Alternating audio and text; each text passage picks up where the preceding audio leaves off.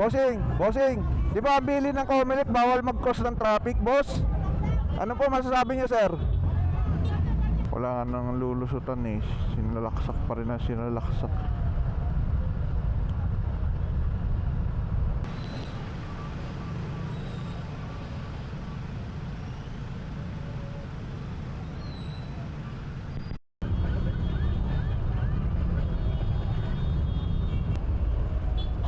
Hindi, bawal nilang gawin yan. Madi-disqualify sila.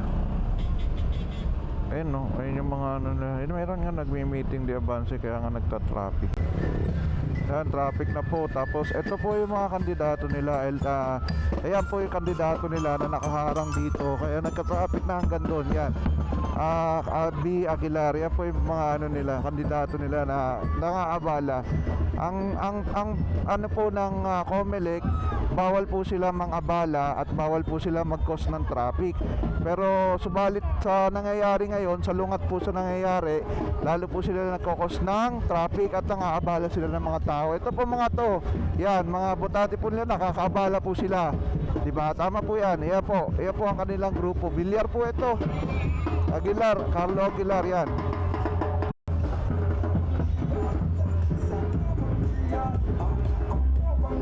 Boss, di ba bawal yan? Ang bili ng Comelec? Bossing, di ba ang bili ng Comelec bawal mag-cause ng traffic, boss?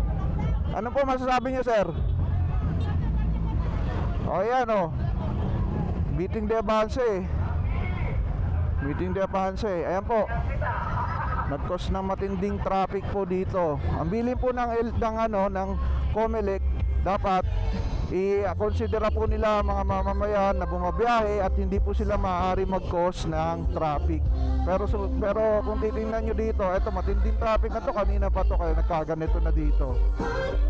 So, ayun, wala na akong masasabi, kayo na bahala kung ipoboto nyo itong ano na to, kandidato na to. At ang matinding traffic po niya mula doon hanggang dito yung kinakos nilang traffic. Kaya yung mga security nila nakaharang dito kung saan, di ba? Nakabante dito kasi nakamotorsiklo kami, kaya nakalusot na kami ng kahit paano paunti-unti. Pero kahit motor ngayon di na nakakadaan, kasi ito po yung matinding abala na ginawa ng Meeting de Avance nitong mga kandidato na to. Tropang Villar po itong abala na to.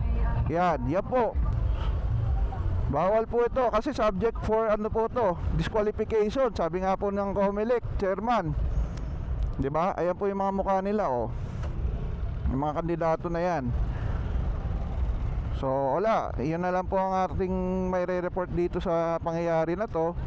So matinding traffic po itong naidulot nito, matinding abala po ito. Talagang napakadami nilang inabala ngayong umaga na to, dahil ito oras ng pagpasok ng mga tao. Pero abala, wala silang pakialam kung nakaabala sila o hindi. Kasi importante dito sa mga kandidato na to, yung mga botante nila, yung kanilang posisyon. So hindi mahalaga sa mga kandidato na to kung nakakaabala sila ng mga pumapasok na commuter. Basta sila tuloy sila sa pangangampanya at sa mga meeting de Avance na ginaganap. Kasi malapit na po ang elections, May 12 na po yung election. Kaya eto, nagkanya-kanya na sila. Ewan ko lang natin sa mga ibang kandidato kung ganito rin nagiging cause ng kanilang traffic sa iba-ibang lugar. Ayan po, dito sa side na to wala nang sasakyan to kasi hindi na makabante doon. Ito yung naipon sa kabilang panig ng traffic ng mga dumadaan dito. Ito na po hanggang dito. Ngayon yung isa po na nakausap natin, nakapatay lang yung video natin kanina, pati po doon sa kabilang kalsada doon na papapasok ng Pulang Lupa. Ano ba to? Anong daan yun? Pamplona. Basta yung kabilang daanan doon, mahaba na rin daw po ang pila doon ng mga sasakyan at hindi na sila makaabante lahat. Matinding trapiko na po nadudulot nito hanggang doon. Ito na po kung makikita nyo dito kasi liliko na tayo dito dahil one way na yan. Pero kahit na one way kung titingnan mo, hanggang dito maabot na Ayan, silipin natin ng konti Ayan na. Di ba? Hanggang doon na yung traffic. Malamang hanggang ano na yan, Casimiro na yan. Hanggang Ebacom na yan. Yan po yung matinding dulot na traffic na ginagawa po ng Meeting de Avance nila.